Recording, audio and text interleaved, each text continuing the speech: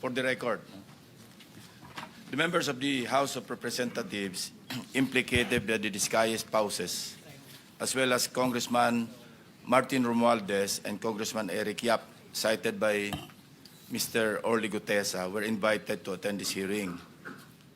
Incumbent congressmen were invited through a letter dated 12 November 2025 to Speaker Faustino Boji D. III of the House of Representatives. Now, according to Speaker D, the members will not be appearing before the committee today in order to avoid any possible prejudice to the ongoing investigation and eventual findings of the ICI, Independent Commission for Infrastructure, given that the invited members have already submitted themselves to its jurisdiction and proceedings. Mr. Saldico was similarly invited to appear before this committee. However, his lawyer, Attorney Rui Alberto Rondain, replied that Mr. Co is unable to attend, citing that he is still overseas due to medical reasons. Let me state clearly that this committee takes strong exception to the statement made by Attorney Rondain. Specifically, his apprehension, and I quote, "I'm apprehensive that any statement he," referring to Mr. Saldico, "may give before the committee will, at best, preempt any defense he may set up." Our invitation was directed to Mr. Co himself, not to his lawyer. Suffice it to say that Article 1, speaking of jurisdiction, Section 2 of the Rules of the Blue Ribbon clearly states, and I quote, "The filing or pendency of any prosecution or criminal action shall not stop or abate any inquiry to carry out a legislative purpose." Several of the invitees were also sent their excuse letters. Number 1, Jonathan Quirante of Quirante Construction. Excuse, needs to attend to personal operations and project sites affected by Typhoon Tino and needs more time to organize documents. Number 2, Yumir Villanueva of Top Notch Catalyst Builders. Excuse, prior engagement. Number 3, Engineer RJ Dumasig. Excuse, scheduled appearance at the DOJ at 1 p.m. today. The following also sent excuse letters based on alleged medical reasons. Engineer Gerard Opulencia, Regional Director, DPWH NCR. District Engineer Manny Bulusan, District Engineer, South Manila District Engineering Office. Commissioner Mario Lipana.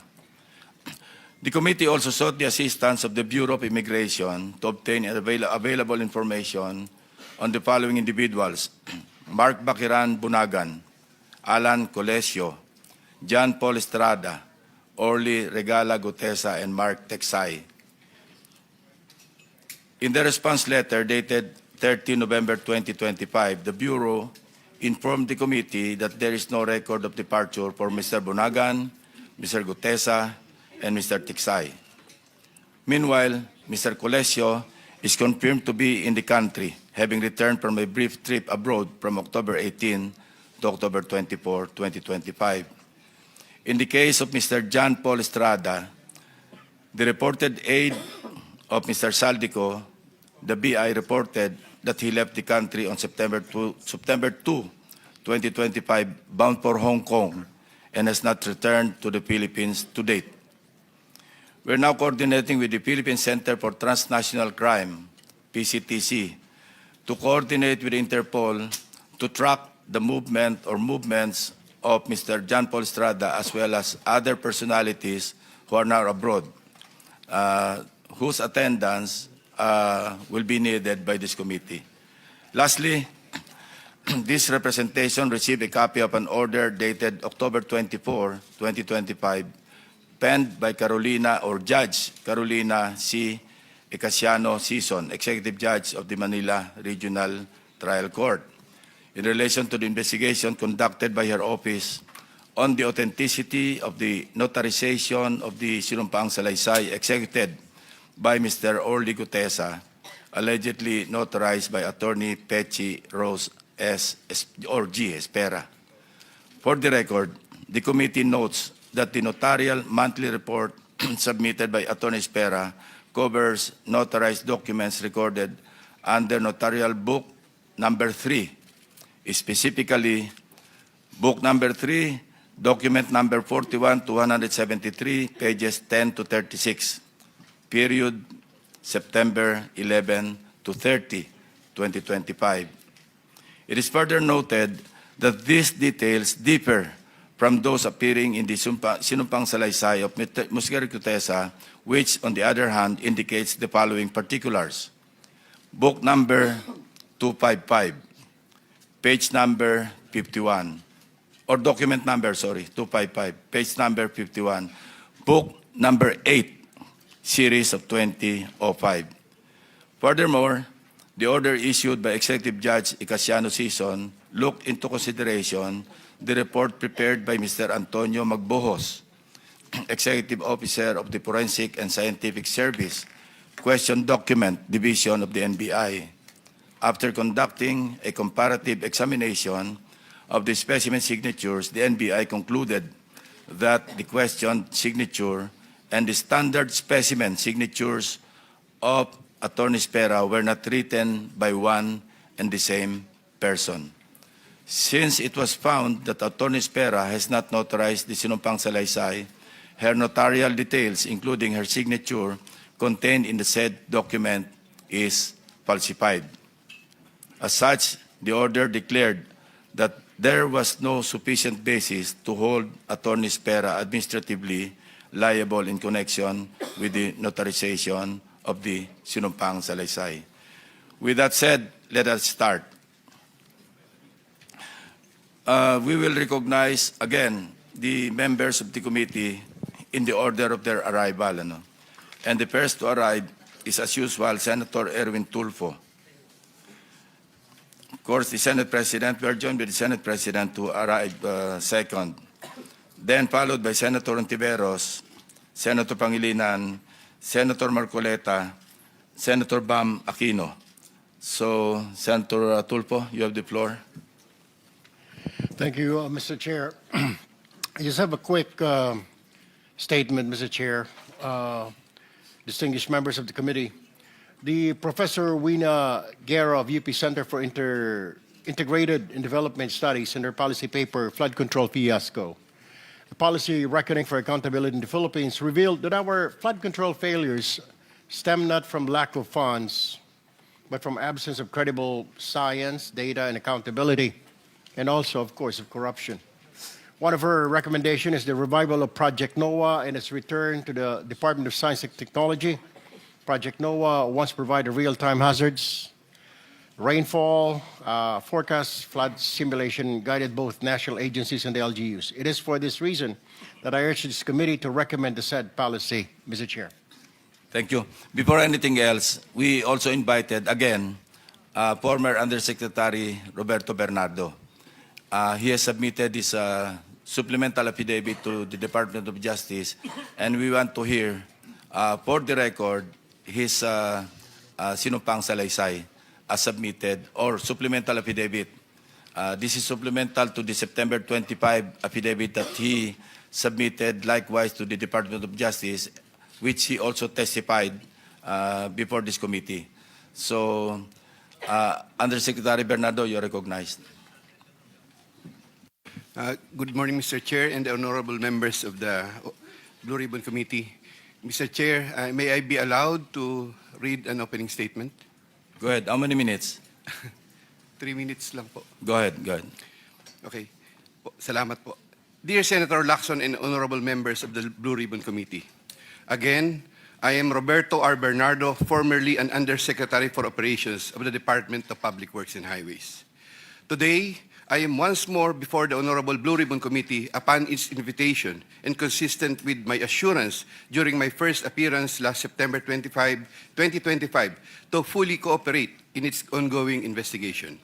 I am here not only out of respect for the invitation of the Honorable Committee, more importantly, I am compelled to come clean because of my fear of God Almighty and my ardent desire for my countrymen to give me a chance to atone for what I have done and failed to do, for which I offer no excuse or justification.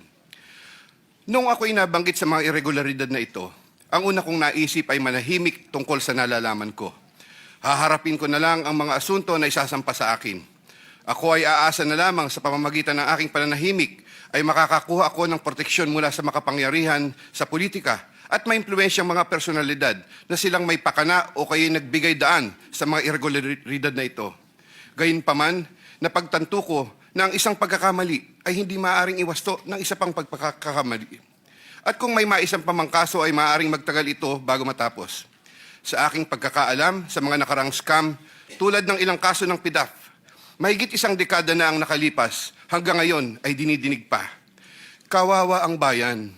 Hindi ko matiyak kung ang mga pangunahing may sala sa mga irregularidad na ito ay mapapatawan ng kaukulang parusa sa lalong madaling panahon. Gayunpaman, umaasa ako na sa pamamagitan ng kasulukuyang mga pagdinig ay makakabuo ang ating mga mambabatas ng kaukulang batas na hindi lamang tutugon sa epekto ng mga maanumalyang gawain ito, kundi na rin makakapigil sa pag-ulit nito. The magnitude of the irregularities and how this have gravely affected and will affect our nation and its citizens cannot be overemphasized. I am committed to disclose everything that I know regarding these anomalies, particularly the complicated and ingenious ways by which these were carried out and perpetrated all these years. This, despite the serious threats to my personal safety and that of my family and loved ones.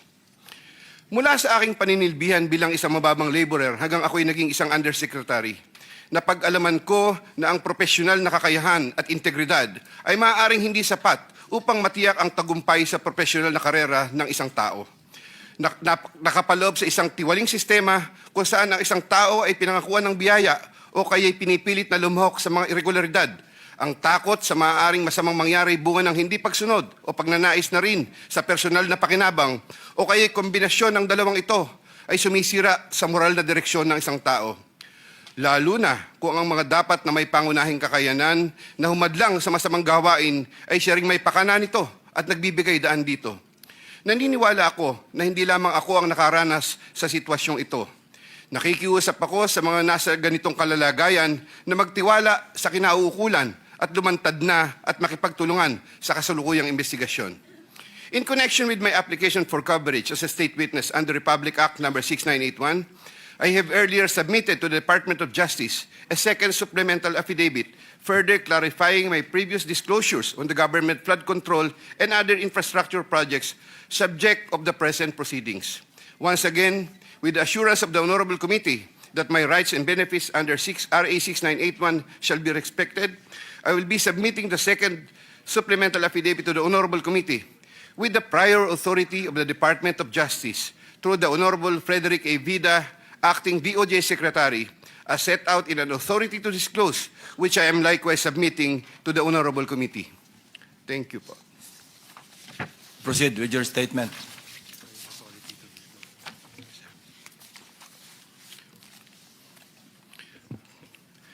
Second supplemental affidavit. I, Roberto R. Bernardo, Filipino, of legal age and a resident of Panlolo City, Bulacan, under oath, hereby depose and state. I am submitting this second supplemental affidavit consistent with my desire to set forth my knowledge about the irregularities in government flood control and other infrastructure projects, as well as to obtain peace of mind and preserve the truth. Among other factors, the contents of this second supplemental affidavit had to be violated by me by making reference to an assortment of personal notes and records, deep thinking, as well as confirming with persons certain details regarding the time, place, manner, and circumstances under which the events narrated hereunder occurred. Moreover, owing to the passage of time and the fact that I am no longer part of the DPWH following my retirement in August 2025, the process of collecting facts and details had progressed slower than expected, contributing to the delay in the submission of this second supplemental affidavit.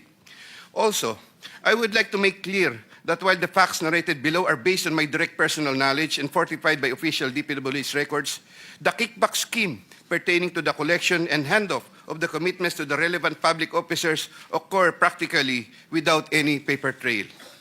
A statement of facts available to all, applicable to all. Over the decades that I worked for the DPWH, it has always been my philosophy to form good working relationships between and among my bosses and or superiors, inferiors and or subordinates, and other colleagues even without the promise or expectation of a reward or personal advantage. I would rather troubleshoot problems than develop enemies and immediately address all concerns. I would do this so that I can effectively perform my duties and responsibilities under the DPWH. Unfortunately, this professional orientation of mine has forced me to compromising situations that include the matters narrated hereunder. I reiterate my deep remorse and guilt for what I have done, and I am now animated by an honest desire to help rectify the institutional defects in the systems and operations, not only of DPWH, but also other government agencies, and help in developing lasting and meaningful reforms. I can confirm, based on my personal knowledge, that in some form or another, and on various extents, based on current setup, each and every DPWH official, employee from top and down the line is buffeted with various avenues of corrupt acts and practices. This would include high-ranking members of the department, such as secretary, undersecretaries, assistant secretaries, regional directors, district engineers, bids and awards committee members, engineers, inspectors, and all the way down to laborers. This is also true for several top officials of other departments and or agencies, such as but not limited to the Department of Finance, Department of Environment and Natural Resources, Department of Health, Department of Education, Department of Agriculture, Department of Agrarian Reform, Department of Transportation, Philippine Charity Sweepstakes, Philippine Coconut Authority, etc. Moreover, I can confirm, based on my personal knowledge, that in some form or another, and on various extents, most proponents have their own designated contractors who will take on the projects for the former's benefit and advantage. Sometimes, other proponents would request me to suggest contractors for them who are known to me or referred to me by friends and other personalities. There are situations that national and local elected politicians would request me to source projects for them. If given more time and opportunity to review the records and confirm supporting facts, I may be able to particularize the details of these transactions and dealings. Senator Ramon Bong Revilla Jr. I have a close and friendly relationship with Senator Ramon Bong Revilla, and we go all the way back since the time of Amay Bisaya and Mayor Viseo, who first introduced me to the former legislator while I was still a district engineer in Laguna sometime in 2005 or 2006. We frequently meet in important social gatherings. Senator Revilla later on became a godparent of two of my daughters, while I became a godparent to one of his children. When Senator Revilla was incarcerated, I visited him several times at the PNP Custodial Center at Camp Crame. Because of our close relationship, Senator Revilla had asked me for assistance on several matters which I can no longer exactly recall at the moment because this happened a long time ago, and I presently don't have records to help me reconstruct the events. Sometime in the third quarter of 2024, Senator Revilla and I met where he asked me for a list of projects for funding, ostensibly to help him in his national campaign. When Senator Revilla asked me about the percentage of the commitment, I suggested either 20 or 25, to which Senator Revilla said 25%. Soon thereafter, also in the third quarter of 2024, I asked then District Engineer Henry Alcantara to prepare a list of projects, which he subsequently gave to me. The said projects are enumerated in a list here to attach as Annex A. Moreover, still in the third quarter of 2024, I also asked then District Engineer, but later Regional Director for NCR, Engineer Gerard Opalencia, to prepare a list of projects, which he subsequently gave to me. The said projects are enumerated in a list here to attach as Annex B. I had the list of projects totaling 1.5 billion submitted by Engineer Henry and Engineer Gerard, consolidated in one sheet of paper, and gave the same to Senator Revilla in the third quarter of 2024. With respect to the projects under the NEP and HGAB, I followed this up with Secretary Manny Bonoan upon request of Senator Revilla, who would also follow this up with Usec Cathy Cabral. The White House compound is the ancestral home of the Revillas with the large Blue Gate entrance at the time. Sometime in the last quarter of 2024, Engineer Alcantara collected the 25% commitment of about 125 million and informed me that the same was ready for turnover through Engineer Gerard Opalencia. Engineer Gerard Opalencia told me that the 25% commitment was already loaded in my vehicle. After receipt of the 25% commitment, which were packed in 6 cardboard boxes, each containing at least 20 million, and 1 paper bag containing 5 million. I called up Senator Revilla to inform him the same is ready to be turned over to him. Sometime December 2024, probably the Monday after my receipt of the commitment, my driver and I went to the residence of Senator Revilla. Upon reaching the area, I tried calling Senator Revilla, but he was not answering my call, so I waited. After waiting for approximately 1 hour at a nearby gasoline station, we were finally allowed inside the compound by the guard. Once inside, we parked the vehicle, and shortly upon alighting, I saw Senator Revilla at the terrace. I walked over to Senator Revilla for a casual talk. While the boxes were being unloaded, Senator Revilla and I talked for about 20 to 25 minutes.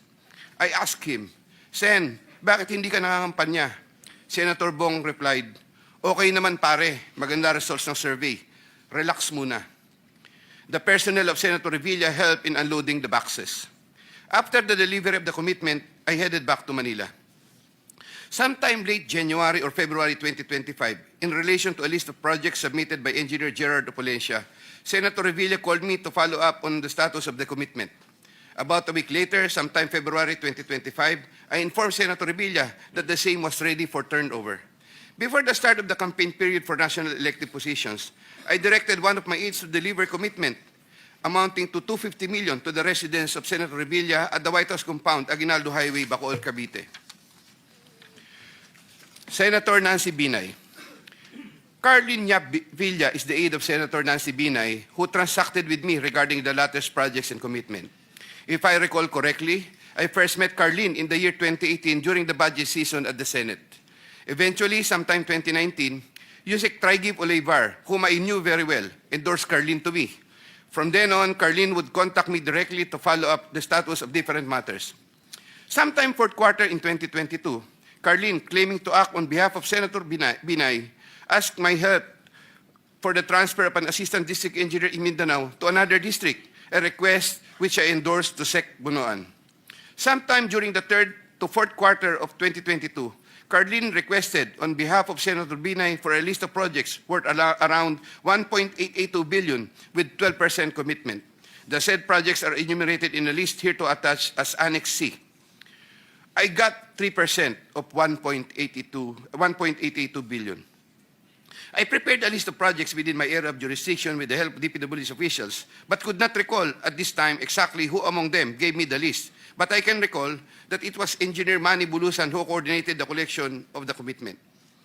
Eventually, during the first quarter of 2023, the commitment was delivered to Carlin for Senator Binay in several tranches in Makati and Quezon City. But I could not recall at this time the details of the deliveries, but I undertake to submit additional information thereon. Sometime last quarter of 2023, Carlin again asked for Senator Binay a list of projects for inclusion and funding under the 2024 GAA, which I provided with the help of Engineer Gerard Opulencia and Engineer Henry Alcantara. The total list of projects initially amounted to 2.5 billion, but which was reduced to 1.672 billion. The said projects are enumerated in the list here to attach as Annex D. Apparently, some individual or group offered Senator Binay a higher amount of commitment of 15% instead of the previous 12%, with the promise that the commitment would be released much earlier. Usec Trigib learned about the plan to transact with this individual or group, and I was informed by Usec Trigib that he confronted Carlin and said to her, "Bakit nyo binabawasan ng kay Robert? Siya din naman ang nilalapitan ng mga yan pagka nagkakaproblema." However, sometime later part of December 2023, Carlin called me and requested for a 50 million advance for Senator Binay's use for the holiday season because the individual or group was unable to deliver on their promise, and which I then helped to fix. Thereafter, Carlin told me that Senator Binay was expecting an increase in the commitment from 12 to 15%, which I agreed to fulfill. I did not get any percentages from the aforementioned projects worth 1.672 billion, but I was reimbursed the 50 million which I earlier advanced. I was nurturing goodwill with Senator Binay by fulfilling the commitment.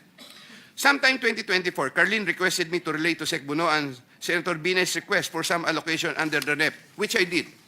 Sec Bunoan allocated 500 million for Senator Binay under the NEP for 2025, which I relayed to Carlin. Carlin told me to prepare a list of projects for the 500 million allocation. I then asked a list of projects from Engineer Henry and Engineer Gerard worth 500 million, which I then submitted in person with Sec Bunoan, who then told me he will instruct Usec Cabral to include the same in the NEP. The list of projects was included in the NEP for 2025. The said projects are enumerated in a list here to attach as Annex E. Likewise, sometime in the last quarter of 2024, Carlin for Senator Binay asked for a list of projects to be included in the 2025 GAA. I then directed Engineer Henry and Engineer Gerard of Polescia to prepare a consolidated list of projects. I submitted a list of projects totaling 3 billion to Carlin, but only approximately 2.6 billion was included. The said projects are enumerated in a list here to attach as Annex F. After these projects appeared in the GAA, Engineer Bulusan, Engineer Opolescia, and myself collected, raised, and prepared the 15% commitment, which was all turned over to me. There were difficulties in collecting the commitment, as there were contractors, congressmen who did not give amount considering the issue of for later release projects totaling approximately 80 million more or less, which I had to advance. Despite this total commitment collected and raised for Senator Binay was 15% of 1.2 billion or around 468 million more or less. I earlier mentioned that the 37 million more or less was delivered at Horseshoe Village, Quezon City, which refers to the amount collected by Engineer Henry Alcantara. But upon full recollection, there were two deliveries. The first delivery amounted to 340 million at a house in Horseshoe Village, Quezon City, and the second delivery amounted to at least 200 million at another house, but also in Horseshoe Village, Quezon City. After the second delivery, Carlin told me, "Kinuha na ni Sir, salamat raw. Hindi ka raw kakalimutan sa Makati." The Sir refers to the husband of Senator Binay. I did not get any percentage from the projects worth 3,120 million for NEP and GAA for Senator Binay. Senator Chis Escudero and Maynard Ngu. I met Maynard Ngu at the Manila City Hall during the term of Mayor Erap, and while I was the city engineer of Manila sometime in 2013. Maynard Ngu is a familiar figure in the social political circles, as he would be handling substantial donations to politicians during election season, including the distribution of mobile phones. During the 2022 national elections, Maynard Ngu approached me and asked for help in raising campaign funds. I and other DPWH officials assisted Maynard Ngu in raising campaign funds. These frequent interactions with Maynard Ngu at the court helped me in building our mutual trust with each other, especially in favor of Senator Escudero, whose interest Maynard Ngu was actively promoting. Maynard Ngu was appointed Special Envoy to China for Trade, Investments, and Tourism in 2023. When Senator Chis Escudero became Senate President in 2024, Maynard Ngu approached me and asked for a list of projects for Senator Chis Escudero. Thereafter, sometime November 2024, I asked Engineer Opolescia to prepare a list of projects for Senator Chis Escudero following my conversation with Maynard Ngu. Thereafter, Engineer Opolescia submitted to me a list of projects for funding. The said projects are enumerated in a list here to attach as Annex G. For the projects located in Valenzuela, Engineer Opolescia, through District Engineer Ruel Umali, collected the money for the commitment for Senator Chis Escudero. He delivered the commitment at Diamond Hotel. We saw each other at the Diamond Hotel, and Engineer Opolescia told me, nasa inyo na po, boss. When I asked my driver to confirm, the driver told me, nasa akin na po, okay na po. For the projects located in Marinduque, Engineer Opolescia, through Regional Director Ryan Altea, collected the commitment for Senator Chis Escudero. He delivered to me the commitment at Diamond Hotel. Engineer Opolescia called me and said, "May papadala ako sa inyo ngayon. Dadali na lang po sa Diamond." Later, the driver told me, "Nasa akin na po, okay na po." Following a deeper recollection of the facts and checking with public records, I can now confirm that in addition to the Valenzuela and Marinduque projects, Engineer Opolescia also provided the list of projects for Oriental Mindoro and Quezon City. The complete list of projects for Senator Chis Escudero is worth 1.4 billion with 20% commitment. The said projects are enumerated in a list here to attach as Annex H. Sometime early 2025, I made the first delivery of 160 million for Senator Chis Escudero at the Cherry Mobile Building at Maynard Ngu in Apacible Street, Manila. Thereafter, early 2025, I made the second delivery of 120 million for Senator Chis Escudero, also at the Cherry Mobile Building of Maynard Ngu. Senator Jinggoy Estrada. I have known Senator Jinggoy Ejercito Estrada since I met Senator Jinggoy Estrada through the social circles of Senator Bong Revilla. We usually had encounters during social gatherings of people in the movie industry. We developed a close relationship. Sometime in 2010, when I was Assistant Regional Director of DPWH Region 4A, Senator Jinggoy was backing me to become a Regional Director. When I failed to become a Regional Director, I applied for the position of City Engineer, and Senator Jinggoy was one of those who recommended me. When he was incarcerated, I would visit him, but sometimes together with then City Mayor Joseph Erap Estrada. Sometime in 2023, Senator Jinggoy requested Secretary Bunoan through me for projects worth 500 million. Secretary Bunoan agreed to give 450 million for the DPWH NCR building, which Usec Cabral included in the NEP for 2024, with an 18% commitment for Senator Jinggoy. Senator Jinggoy called me sometime in the third quarter of 2024 and asked me to request the amount of 1 billion from Sec Bunoan. Senator Jinggoy said, "Tulungan mo na lang ako dyan kasi marami pa akong tutulungan sa eleksyon." I replied, "Okay na ba ang 25% Sen?" Sen Jinggoy responded, "Okay na ang 25%. I relayed to Sec Bunoan the request of Sen Jinggoy. The former then asked me to prepare a list of projects for the latter. In turn, I asked Engineer Gerard Opalencia for a list of projects. When Engineer Opalencia gave me the list, I gave it to Secretary Bunoan, who told me that he will give the same to Usec Cabral and that the latter will take care of it. At the moment, I cannot locate the list or a copy thereof.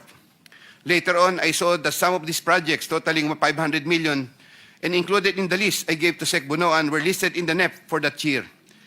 These projects, as appearing in the NEP, are enumerated in a list here to attach as Annex I hereof. Thereafter, Senator Jinggoy called me and asked me what happened to the difference of 500 million. I relayed this to Sec Bunoan. The latter replied that he will prioritize the matter as soon as there is available funding.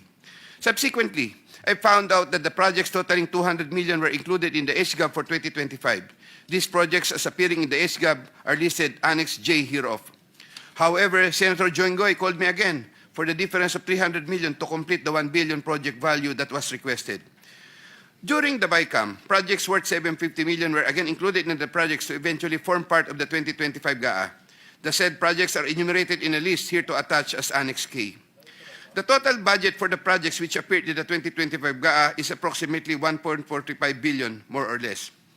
After Engineer Opalencia collected the 25% commitment, approximately 360 million, and delivered the same to Diamond Hotel in Manila.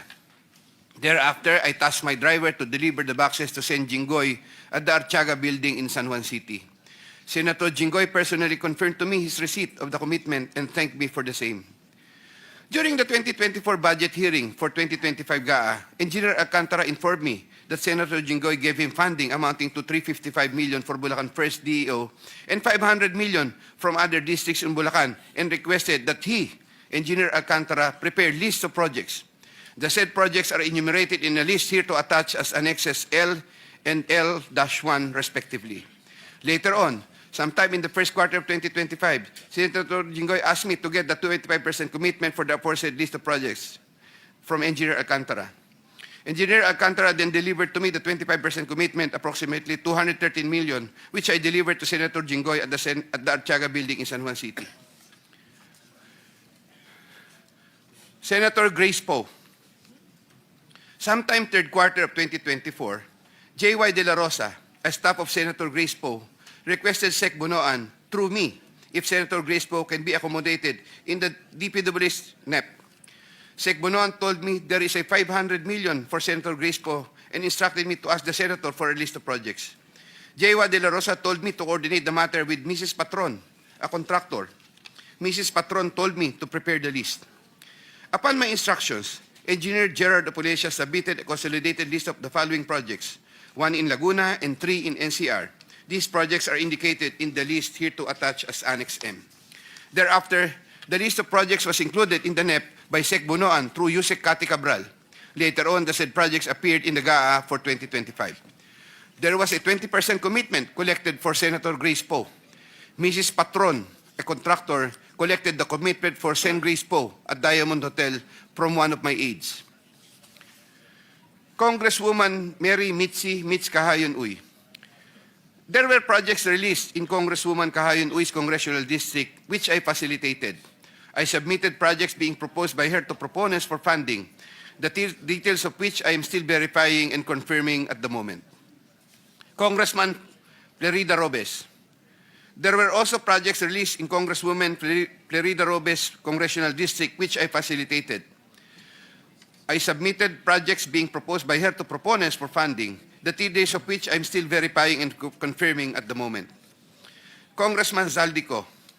In addition to my statements in my affidavit dated 25 of September 2025, I was told by Engineer Alcantara, Congressman Zaldi would from time to time deal also with engineers Gerard Pacanan, Gerard Opolencia, and Danny Villa. There were times Engineer Gerard Pacanan and Gerard Opolencia would give me certain amounts, supposedly from Congressman Zaldico. Usec Tri-Give Olivar of David. In addition to my statements in my affidavit dated 25 of September 2025, I wish to add that I have known Usec Tri-Give as early as 2010 when he was still a staff of Senator Bong Revilla. He is a common figure in budget deliberation hearings and by reason of which I had interacted with him on multiple occasions. Usec Tri-Give then worked under the office of Senator Edgardo Angara and then later worked under the office of Senator Sani Angara. When Senator Sani Angara became a chairman of finance, Usec Tri-Give and I would have several interactions as part of our work in budget preparations. When Senator Revilla was incarcerated with Senator Jinggoy Estrada, Usec Tri-Give and I would frequently call each other so we can help look after the welfare of concerns of Senator Revilla, whom I visited several times with Senator Jinggoy Estrada while they were in detention. Aside from the details I had earlier mentioned in my affidavit dated 25 of September 2025, Usec Tri-Give and I also had transactions concerning Senator Angara between 2019 and 2024, where Usec Tri-Give received deliveries representing 12% of the projects of Senator Sani Angara, while the latter was chairman of finance. As I previously mentioned in my affidavit dated 25 of September 2025, Usec Olivar and I discussed the unprogrammed appropriations supposedly for the Office of the Executive Secretary. Thereafter, DPWH received a special allotment release order, which included projects worth 2.85 billion. The contract IDs for the projects worth 2.85 billion covered by the said SARO can be secured from the records of DPWH Regional Office for Region 3 and the 1st District Engineering Office of Bulacan. Moreover, in the unprogrammed allocation for 2025, there could have been an additional 12 billion more or less funding, which I am verifying and confirming at the moment.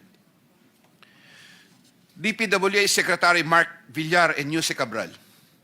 I was appointed Assistant Secretary of DPWH by former President Rodrigo Duterte in 2016 during the term of DPWH Secretary Mark Villar. As Assistant Secretary for Operations, I was assigned over the Visayas regions. While I was Assistant Secretary for Operations, I was introduced to Carlo Aguilar, a cousin of Sec Mark Villar. Usec Cabral was already the Undersecretary for Planning Service when I became Assistant Secretary. As Undersecretary for Planning Service, Usec Cabral was working closely with Sec Mark Villar for the allocation, listing, and budgeting of all the DPWH infrastructure projects. While I was Assistant Secretary, I was also later designated as Chairman of the Central Bids and Awards Committee, Central BAC. In the later part of 2017, I was promoted to Undersecretary of the DPWH during the incumbency of Senator Mark Villar and took my oath of office as Undersecretary before him. In the first quarter of 2018, I was designated as Undersecretary for Operations for NCR, 4B, and the 3 Visayas regions. Upon my request, I was replaced as Chairman Central BAC sometime in February 2020 because of political intrigues, as I was reportedly siding with then City of Manila Mayor Isko Moreno, who was vocal against then President Rodrigo Duterte. All of this time, the funding of all projects was cleared through Usec Cabral for approval by Sec Mark Villar. From time to time, Usec Cabral would ask me to submit detailed list of projects with regards to lump sum fund allocations of DPWH, which list she sometimes would approve herself or forward to Sec Mark Villar for approval. Among others, this included EDSA and other major roads, project allocations, maintenance of creeks and waterways, etc. The commission for these approved projects was 10% and divided as follows: 50% to Carlo Aguilar, presumably for Sec Mark Villar, 25% Usec Cabral, 25% for myself. Undersecretary Maria Catalina E. Cabral. As a general rule, with very little exceptions, it is Usec Maria Catalina Cabral with the imprimatur of Secretary Mark Villar and later continued by Sec Manny Bunoan, who had control at the DPWH level to remove, include, add, deduct, or modify insertions of items in the NEP for infrastructure or those pertaining to DPWH. Usec Cabral would tell me that she would communicate and meet legislators to inform them of the amount of their allocations and ask them for titles of projects that they want to include in the DPWH budget. In a matrix of process flow that I have prepared, which I am attaching here to as Annex N, Usec Cabral has total influence and authority in preparing and finalizing the NEP for infrastructure. On multiple occasions, I personally delivered and also caused to be delivered cash to Usec Cabral at her house at Tatalon, Quezon City, and other places.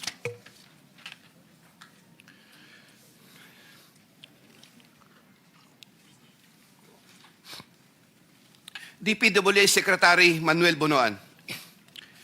DPWH Secretary Manuel Bonoan is a long-time DPWH official who has held top positions through different administrations.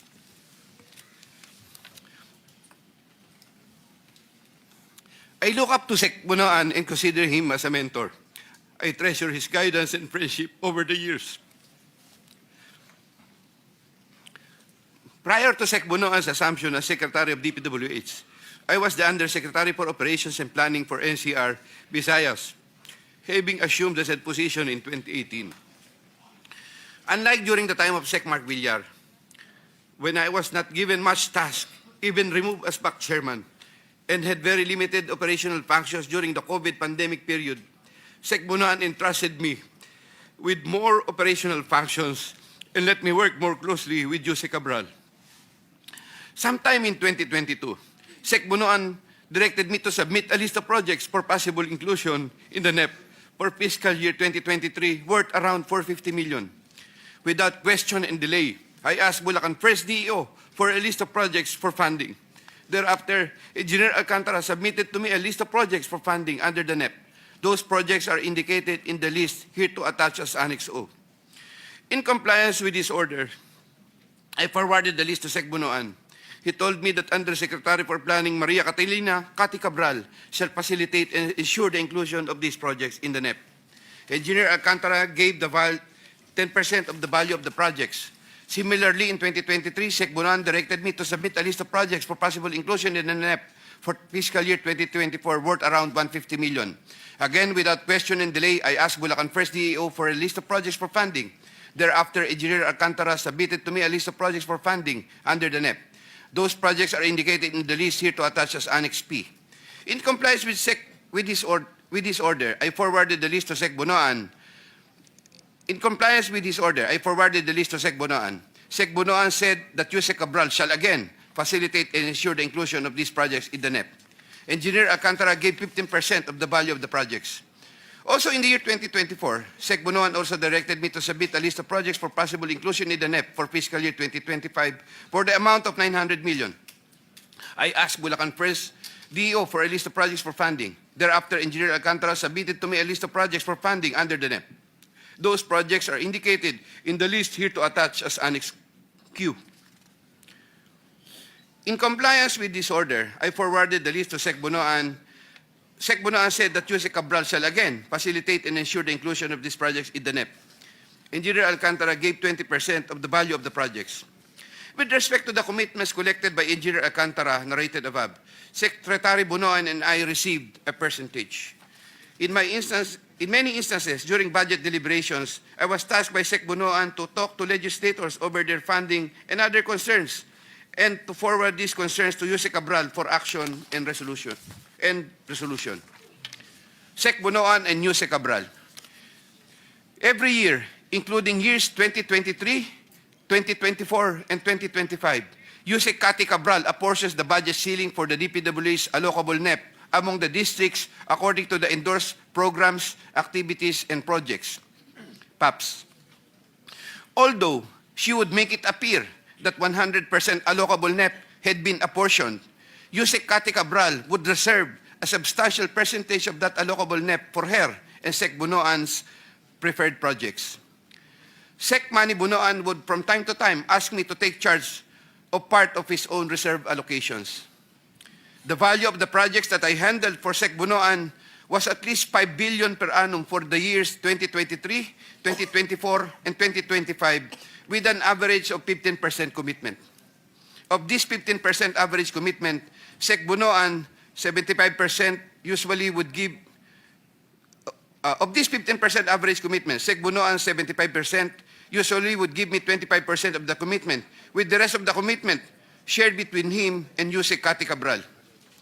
Usec Cathy Cabral herself took charge of her own reserve allocations.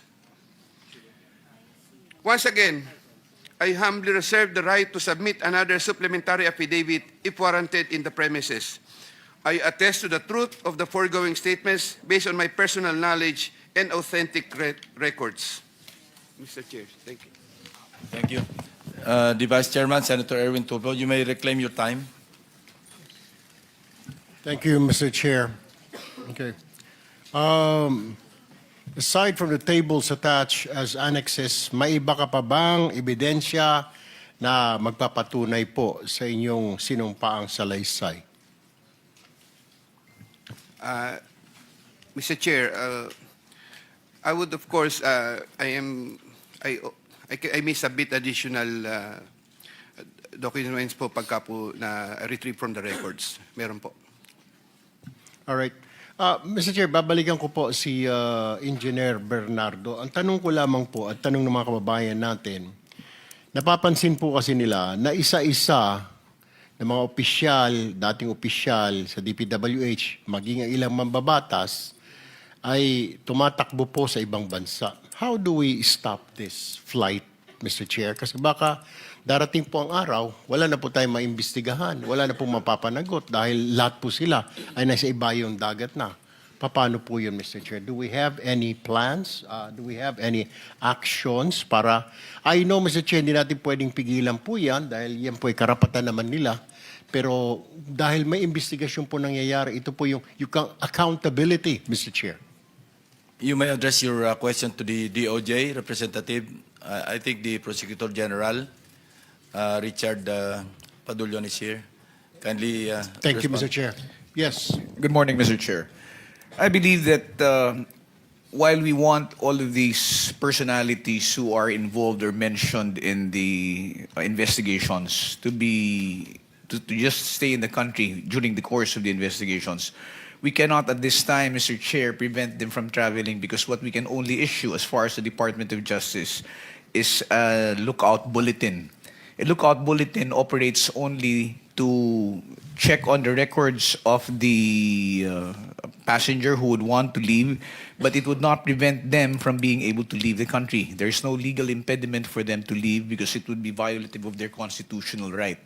However, if I may be bold enough to suggest, Mr. Chair, in answer to the question of the good senator, yes, there are investigations which are being undertaken at this time, and while I understand that cancellation of passports can only be done if, for example, there are cases which are already filed, and this can only be done through the courts.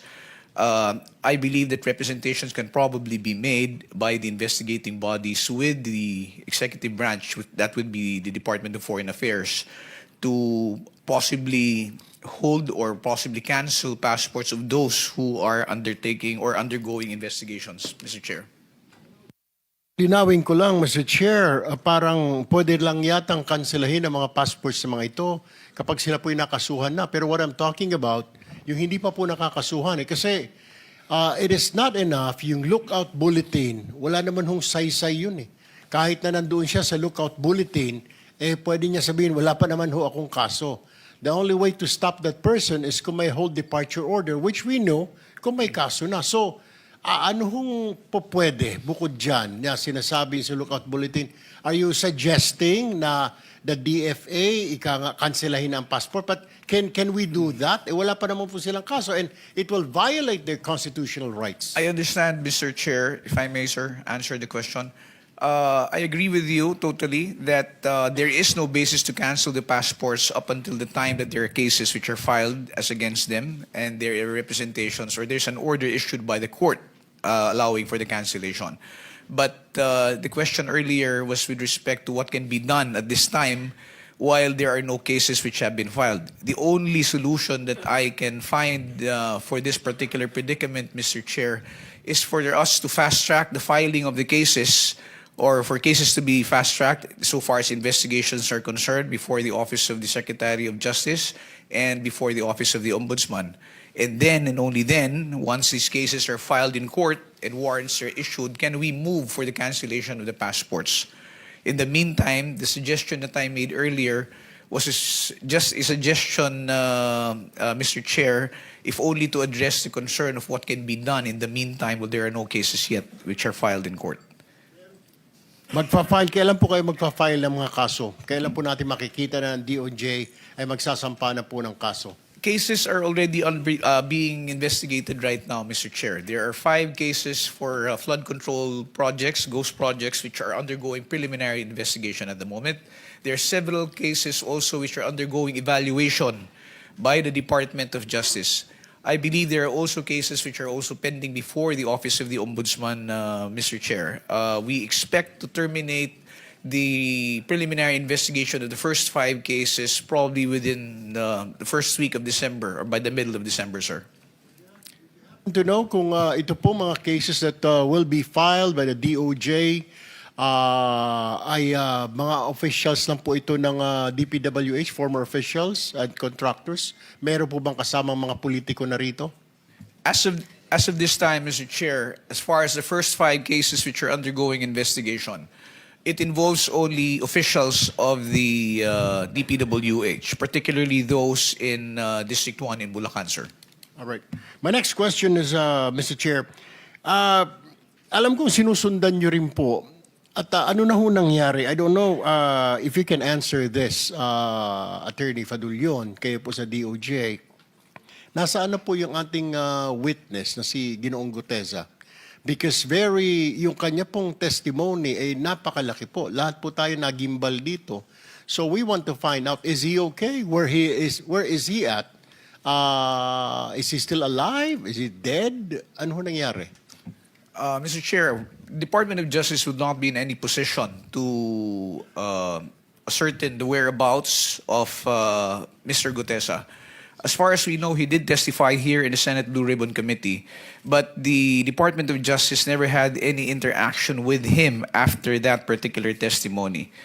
There was no representation made as to his interest in being covered by the program or being granted any protection.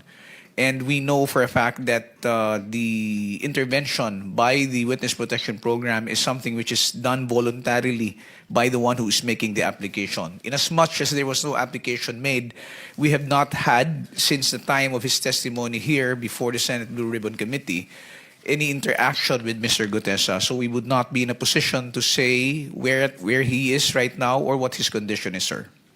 Mr. Chair, may I ask the Secretariat if we sent out subpoena or invitation to Mr. Gutesa? Because I'm concerned po. I mean, he made a lot of revelations here during the last meeting when he was here. So we want to find out at gusto ho natin siyang tanungin, where did you get all this information? Pero tila wala ho siya. Now, did we invite him? Yes, Mr. Vice Chairman. We sent an invitation to his known address, no? Nakalagay sa kanyang driver's license sa Taguig.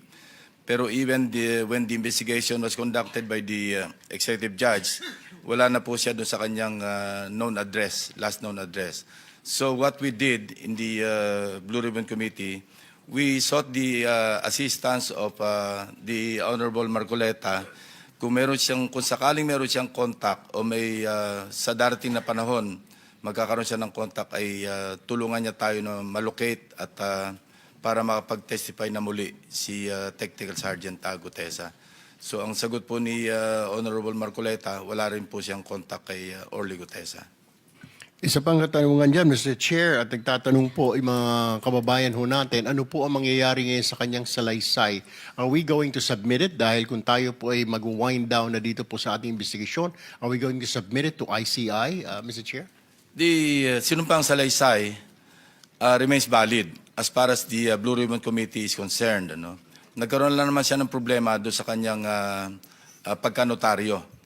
And hindi naman po siya sumipot sa DOJ, sa Ombudsman, even sa ICI. So wala po tayong magagawa doon. But as far as the committee is concerned, pag tayo po ay nag-submit ng ating committee report, yung kanyang sinumpaan sa Laysay, as I mentioned earlier, remains valid. Kasi yun naman ay sinumpaan niya ng bukod, no, dito sa harapan ng komite. Thank you, Mr. Chair. And now I direct my question to Usec Bernardo. Usec Bernardo, or Engineer Bernardo. Common practice po ang bentahan ng mga pondo sa lower house. Alam po natin yan. Alam po ninyo yan. Ikaw po ba ay naalok na rin ng pondo for flood control ng mga mambabatas? I know you've been talking about senators, may mga congressman, pero ikaw po ba ay nabentahan na ng pondo para sa flood control? Mr. Chair, as far as I can recall, I cannot remember any time na bentahan po ako niyan sapagkat I think the legislators in the lower house have their own way of dealing with projects, especially to the district engineers and contractors. So, sa district engineer po ang nagkakaroon ng transaction between the lawmaker at saka yung district engineer. Tama po ba ang pagkaintindi ko? Yes po, Mr. Chair. As far as I know po, puro ganun po. All right. Walk us through, Engineer Bernardo.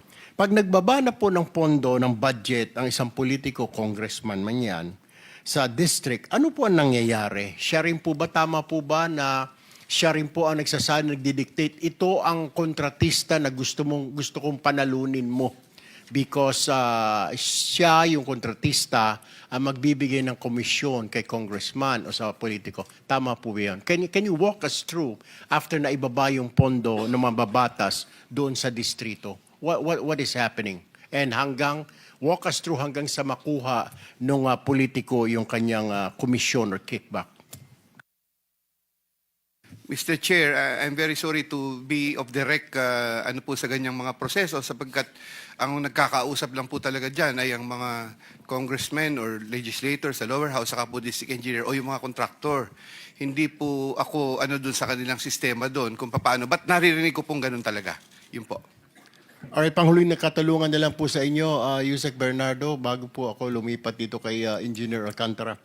Nabanggit niyo po ang Office of the Executive Secretary na kasama din po dito sa flood control. Ewan ko bakit to sila may flood control. Ang tanong ko po, sino sa Office of the Executive Secretary ang kausap po ninyo? Can you name names?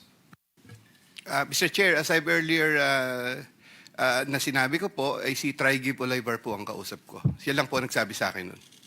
Pero hindi po siya sa Office of the Executive Secretary, Engineer Bernardo. Siya po, the last na chinek ko po ay nasa Department of Education po siya. Wala po siya sa Office of the Executive Secretary. Bakit po ninyo nabanggit na siya, yun ay para, yung kanyang hinihingi ay para sa Executive Secretary, Engineer Bernardo? Mr. Chair, yun lamang po ang sinabi niya sa akin. Po akong... Senator Tulfo, bukod kay Usec Olivar, pag sinabing Office of the Executive Secretary, wala ka nakakausap na naka-assign mismo doon sa Office ng Executive Secretary? Wala? Wala po, Mr. Chair. Thank you. Okay, let me direct my question now to Engineer Alcantara. Engineer Alcantara, okay, pagbaba po ng pondo ng politiko sa inyo, ano po nangyayari? Tama po ba? Walk us through with this. Pagbaba ng pondo, sasabihin ng politiko, gusto ko sa contractor na ito ang mapanalunin mo. Tama po ba yun? Yes, Your Honor. Okay. Ano ho nangyayari? Nagkaroon ho ng bidding, etc. May bidding-biddingan pa kunwari. 3, 4 na maglalaban-laban para kunwari. Pero mananalo at mananalo yung contractor ng politiko. Tama po ba yun? Yes, Your Honor. Alright. Ano ho na mangyayari after that? Kailan na po i-execute yung proyekto? Kailan na ang bigaya na komisyon? Kasi may mga balita po ako, nag-a-advance pa ang ilang politiko. Tama po ba yon na humihingi po ng advance ang politiko? Wala pa po yung pondo, laway pa lang ay nagbibigay na ng advance yung kontraktor. Your Honor, pagdating po dun sa bagay, since sila po yung magkakausap na po, yung contractor and the, hindi po ko knowledgeable kung kailan o magkano yung percent na napag-uusapan po nila, Your Honor. Pero pagbaba ng pondo, ano ho nangyayari? Pakikwento lang po sa amin hanggang sa ma-execute, kung i-execute ngayon yung proyekto. Opo, pagbaba po ng pondo, pupunta na po yung mga contractor po sa office. At magko-confirm naman po na yun daw po ay ibinigay sa kanila. So makipag-usap naman po sila doon sa coordinator for the procedure of the bidding. And then ibibid po, i-implement, doon po nangyayari. Pero yung bigayan po nung obligasyon, since sa amin po ang nagpapamigay po talaga, hindi naman po kami. Pagka-congressional allocation po, Your Honor. Tinatawagan mo ba yung politiko pag sinabi niyang ito yung contractor ko, DE Alcantara o Engineer Alcantara, ito ang panalunin mo? How would you know na yun talaga ang contractor ni congressman o ni senador? Sino? Nagbibigay lang po ng listahan po doon sa binibigay ko lang po sa chief of staff ko. Ito yung designated na gusto nila. Ilan po yun. Okay. Tama rin po ba na para kunwari mayroon ka talagang bidding, masunod lang, para hindi masilip ng COA, kailangan may sumali na 3 at 4 pa na contractor. Pero knowing in advance, kailangan manalo na yung contractor ng politiko na yon. Yes, Sir Honor. Yung mga contractor po na designated, they're the one who will talk to the coordinator po ng mga contractors po, Your Honor. So, yung bidding po na nagaganap ay bidding-biddingan na lang kung tawagin. Most probably, Your Honor. All right. Okay. Another question po sa kay... With the permission of Senator Go ahead. Kiko, and just on that point, Senator Kiko, sa page 18 kasi nung affidavit ni Ginoong Bernardo, nakalagay dito, number 141. In compliance with his order, I forwarded the list to Sec Bonoan. He told me that Undersecretary for Planning shall facilitate and ensure the inclusion of these projects in the NEP. So sinama pa lamang sa NEP, tapos 142, Engineer Alcantara gave 10% of the value of the project. Ibig sabihin, wala pa yung proyekto sa baba. Nasa NEP pa lang, may 10% na. Normally, ganun po, Your Honor, after the listing of the NEP. Saan galing yung pera? Sa mga contractor po na gustong mag-take ng risk po. Yun ang ibig kong sabihin kanina, di ba? May advance na. Kaya yung sinasabi mo na wala kang alam, hindi mo alam, sila nag-uusap, doon pa lang, tama si Senator Pangilinan, may advance na. Sama dito sa statement na binigay na affidavit ni Engineer Bernardo, may advance. Your Honor, i-depress ko lang po if you may. Yung pong binabanggit po ni Senator Pangilinan, yun po yung mga special fund po, hindi po yun yung allocable ng congressman, Your Honor. Doon po sa allocable ng congressman, wala pong ganon. Yun lang pong mga special funds na coming from whether, hindi ko po alam kung whether kay Secretary or kay Usec Cabral or sa House man po, kung saan po. Dalawa po kasi yan, sir, isang allocable po. Yun po yung fixed allocable na naka-allocate po sa district representative. Yun po yung sinasabi ko, sir, na wala pong advance, wala po kaming knowledge. Yung mga special release po, special request po sa department na bumababa rin po sa NEP, that is not part of the allocable of the district representative. Yun po yung merong ganun po, Your Honor. All right, quickly na lang, okay, before I move to Usec Bisnar ng DPWH. 3 beses ka nabanggit dito sa affidavit ni Engineer Bernardo. Sa line 19, line 21, line 24. Tama po ba ito? Itong sinasabi na third quarter 2024, I asked District Engineer Alcantara to prepare a list. Tapos sa line 21, 1.5 billion submitted by Engineer Alcantara. Tapos dito sa 24, Engineer Alcantara ulit, a 25% commission of about 125 million. Your Honor, sa pagkakatanda ko po, no, lahat po ng nire-request po sa akin ni Boss, pinadadala ko naman po. Probably, baka po naman po magtugma doon sa listahan ko, Your Honor. All right, thank you. Let me move now, Mr. Chair, to Usec Bisnar. Meron pong akong balita na natatanggap na merong move na yung mga dokumento incriminating ranking officials, politiko, minamagic o nawawala sa mga sunog Tama po ba? Ano na ho nangyayari sa investigasyon na ito? Your Honor, if you're referring po dun sa nasunog sa Bureau of Research and Standards, na-confirm na po doon na wala pong project documents or bidding documents na naapektuhan. Regarding po yung status naman po ng mga documents sa iba't ibang regional and district offices po ng DPWH, ginawa po ni Secretary Vince na ang lahat para ma-secure po ang mga ito. Isa po sa naunang memo po niya, pag-upo po niya noong September, ay digitize ang mga documents at ipa-secure sa mga regional and district officials, Your Honor. Did you take a second look dito sa DPWH Bureau of Research and Standards Building sa Nia Road? Kasi po, sir, totoo ba ang balita na natanggap po sa aking informante na yung DPWH BRS Building na sinasabi nyo na wala mga records, ito po ay dating tanggapan ng ex-wife po ni Engineer Brice Hernandez na si Engineer Mel Clarice Santo Domingo. Did you look at that angle? Titingnan po namin, Titingnan pa Your lang po Honor. ninyo. Hindi po- Narinig po namin yung information na Alright. yung former wife po ni Engineer Hernandez ay doon po naka-assign Okay. bago po siya nag-submit ng resignation. Pero wala pa pong confirmation kung meron po ba siyang hawak na mga documents pertaining po sa mga flood control and other infra projects, Your Okay, Honor. pakitignan lang po, Usec Bisnar, kasi, well, actually, may mga duda ang ilang mga kababayan natin. I just read this in the newspaper also. Last question na lang po, bilisan na lang po ninyo. Ano po nangyari doon sa tampering sa Baguio City?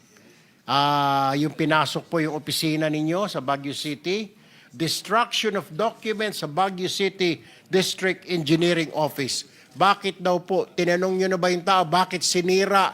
Bakit sino ba yung sa dokumento na yan? Opisyal ba yung sa dokumento na yan? Mambabatas na naman ba yan? Did you ask? Ano ho nangyari? Ilang buwan na ho yan? What's your report? Kukunin ko po yung huling report po doon.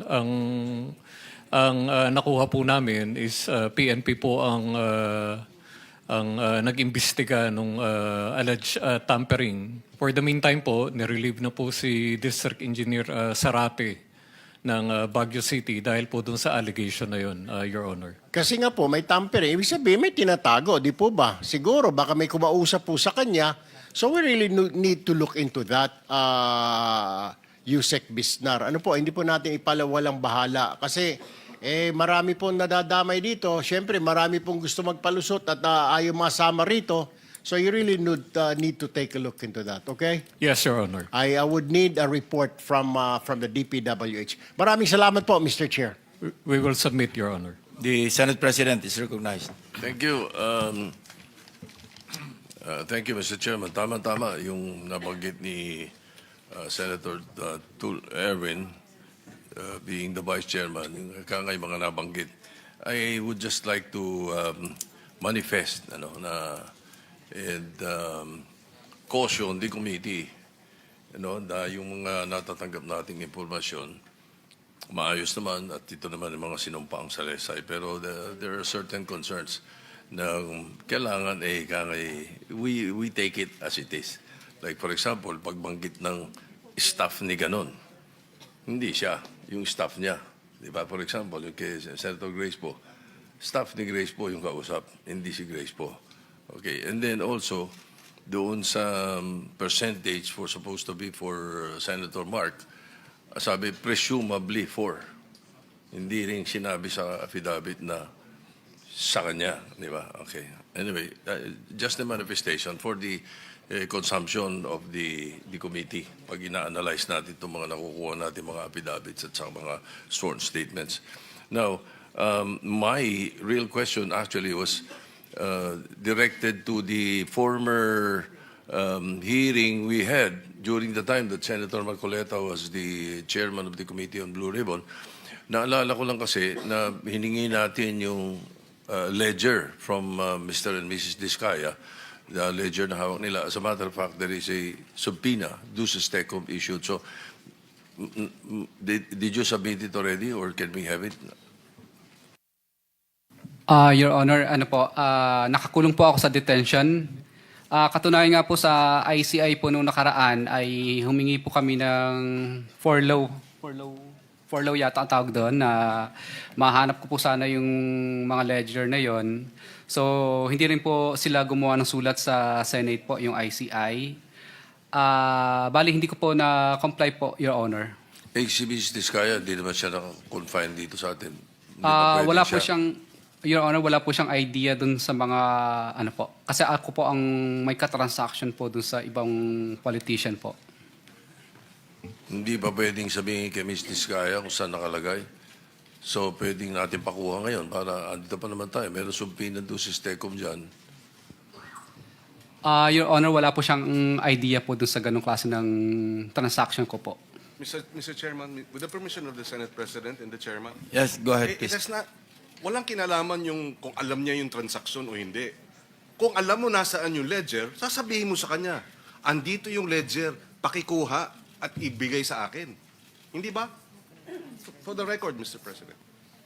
Your Honor, kasi nag-transfer po kami ng nag-transfer sa office po namin. So, hindi po nila, kahit ako din po, Your Honor, hindi ko rin po matansya kung saang bandang particular ng mga lalagyan po namin na ilagay sa dami po ng aming mga documentation.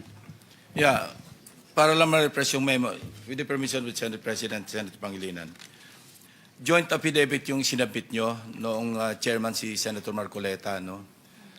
Na sinasabi nyo, kayong dalawa nagsasabi, ito ay binibigay namin sa kanila ng cash. Ang bawat transaction ay may karampatang voucher at ledger na nagsasaad ng mga araw kung kailan nila yung natatanggap. Ano? In fairness to the congressmen and in fairness to the committee, kailangan namin yung ledger because mananatili itong say-so o he says, she says itong inyong salaysay. So kaya nga binigyan namin ng pinadala namin ng subpoena duces tecum si Mrs. Sarah Discaya para dalhin niya yung ledger. At inamin nyo na mayroong ledger. It's a matter of record. Public record ito eh. Ngayon sasabihin mo hindi makita yung ledger. Pagka ganyan, baka may mag-move dito, makontempt si Mrs. Discaya. Magkakasama kayo sa detention center, sa detention cell. Kasi maliwanag, hindi naman ikaw lang nagsabi na may ledger eh. Dalawa kayo. Kasi nga sinumpa ang salaysay ito eh.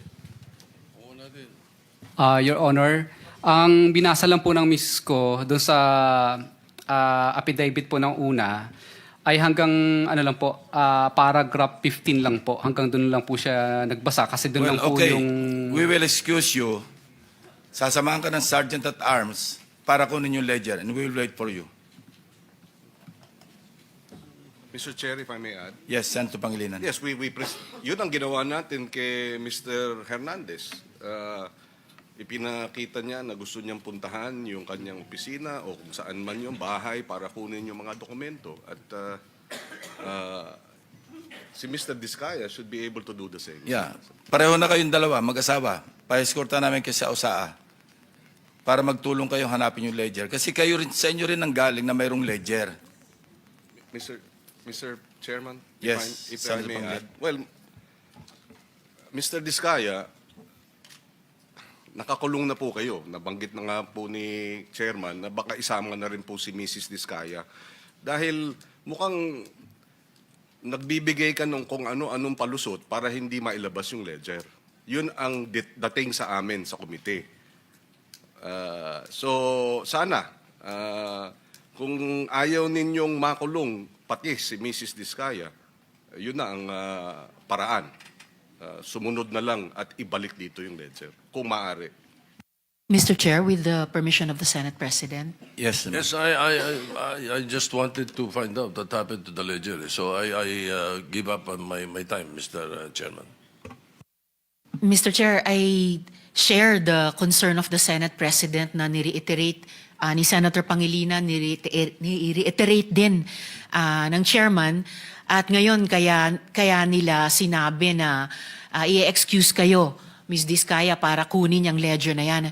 I just wish to reiterate, Mr. Chair, na sa pagkuha at pagsumite nila ng ledger sa ating komite, kasama po explicitly yung listahan ng mga proyekto nila mula 2016 hanggang 2022 na hiningi ko po nung nakaraang hearing.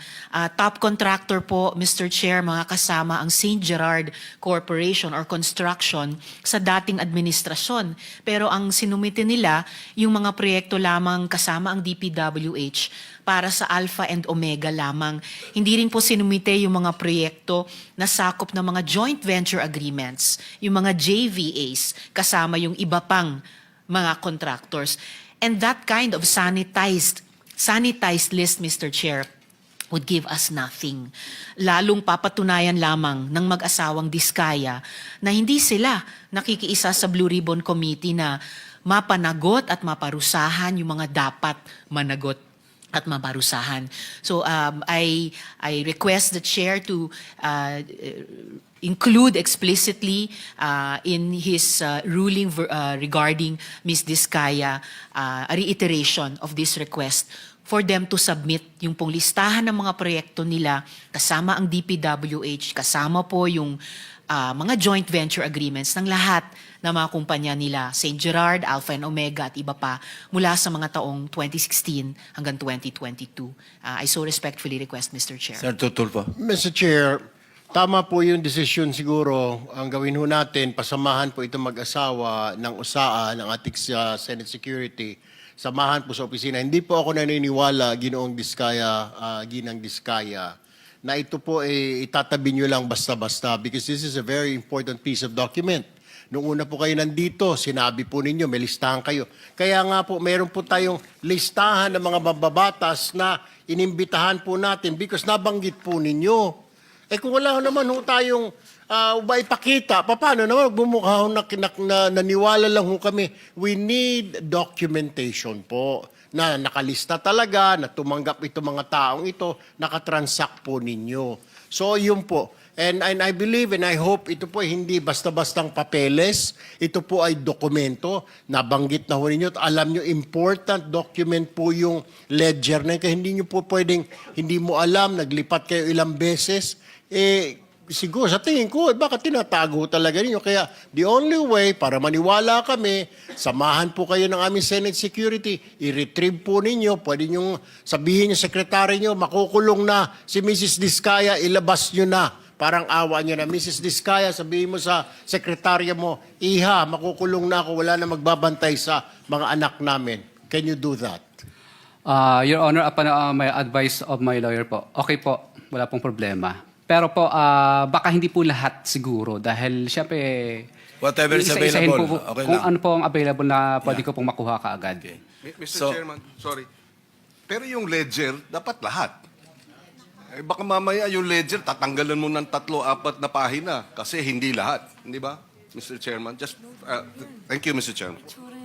Senator Hercito. Mr. Chair, pwede rin naman siguro kung natatakot sila sa security ng anak nila, pwede naman tayo mag-executive session only for that purpose. Or, ang balita rin namin kasi, Mr. Chair, yung mga pinangalanan ni Mr. Discaya, yung mga hindi daw nagsauli.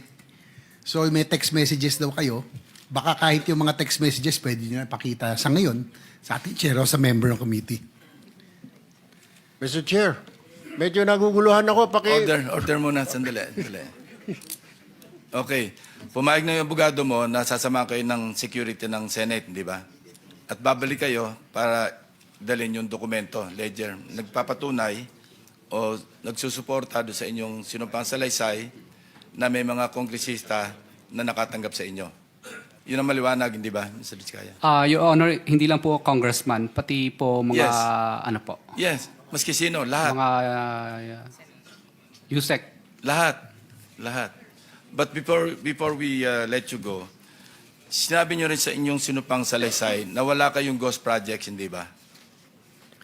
Yes po, Your Honor. Okay. Doon sa 421 na inspeksyon ng PNP saka ng AFP, I think Corps of Engineers ito, no, na kasama ng DPWH. Dalawa, di ba sa inyo yung St. Gerard? Yes, Your Honor. Okay. 382.67 million total cost of ghost projects. 4, dalawang Southern Leyte, First, saka Region 1, saka Region 4B. Sumunod, meron pa kayong 367.15 total cost of ghost projects. 3 sa Mindoro Occidental, 1 sa Region 4B, 1 sa Zamboanga City. Just for the record, ano? Kasi sinasabi nyo noon, wala kayong ghost project. Your Honor, hindi po ghost project yung mga lugar na yan. Yung iba po dyan po ay nagkamali lang po ng pinasang Hindi. coordinates lang po. Yan ang depensa lagi ng na iba yung grid coordinates, pero hindi pwede magkamali yung sumbong sa Pangulo grid coordinates. Kasi binangga pa namin ito sa DPWH website na meron ding grid coordinates.